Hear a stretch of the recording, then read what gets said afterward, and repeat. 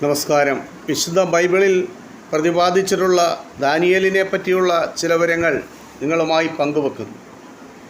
കുറേ കാലം കഴിഞ്ഞ് നെബൂഖദ്നേസർ രാജാവിന് ഭ്രാന്ത് പിടിക്കുകയും രാജാവ് മൃഗത്തെപ്പോലെ പെരുമാറുകയും ചെയ്തു.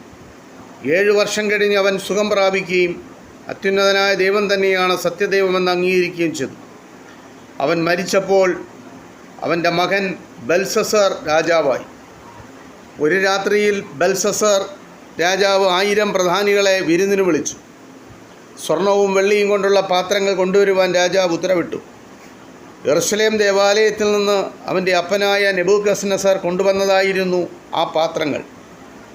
ബെൽഷസ്സറും കുടുംബവും അതിഥികളും ആ പാത്രങ്ങളിൽ കുടിച്ചു. എന്നിട്ട് സ്വർണം കൊണ്ടും വെള്ളി കൊണ്ടും മറ്റും ഉണ്ടാക്കിയ അവരുടെ ദേവന്മാരെ സ്തുതിക്കുവാൻ തുടങ്ങി. പെട്ടെന്ന് ഒരു മനുഷ്യകരം പ്രത്യക്ഷപ്പെട്ട് കൊട്ടാരത്തിൻ്റെ ഭിത്തിയിൽ എന്തോ എഴുതുന്നത് രാജാവ് കണ്ടു. അവൻ്റെ മുഖം വിളറുകയും മുട്ടുകൾ ഭയം കൊണ്ട് വിറയ്ക്കുകയും ചെയ്തു. മന്ത്രവാദികളെയും ലക്ഷണം പറയുന്നവരെയും രാജാവ് ഉറക്കെ വിളിച്ചു.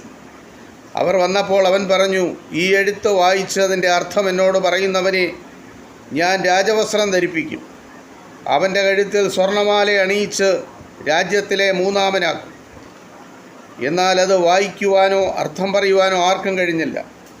രാജാവ് കൂടുതൽ ഭയക്കുകയും അവൻ്റെ മുഖം വല്ലാതെ വിളറുകയും ചെയ്തു.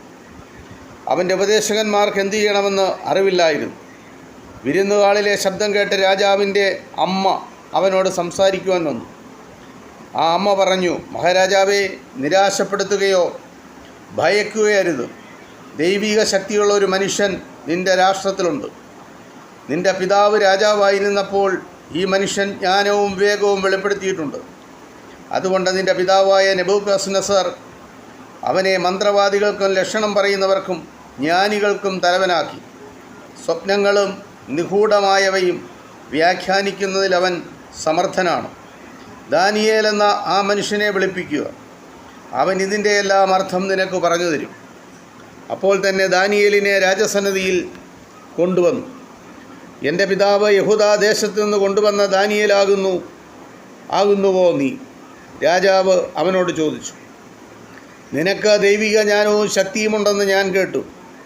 ഞാൻ എൻ്റെ ജ്ഞാനികളെ വരുത്തിയിട്ട് ഈ എഴുത്ത് വായിക്കുവാനോ അർത്ഥം പറയുവാനോ അവർക്ക് കഴിഞ്ഞില്ല.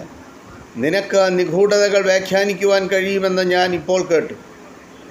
നിനക്ക് ഈ എഴുത്ത് വായിച്ച് എന്നോട് അർത്ഥം പറയാൻ കഴിഞ്ഞാൽ നിന്നെ രാജകീയ വസ്ത്രം ധരിപ്പിക്കുന്നതാണ്. സ്വർണമാല കഴുത്തിലണിഞ്ഞ് രാഷ്ട്രത്തിൽ 3-ാമനായി നീ വാഴും. ദാനിയേൽ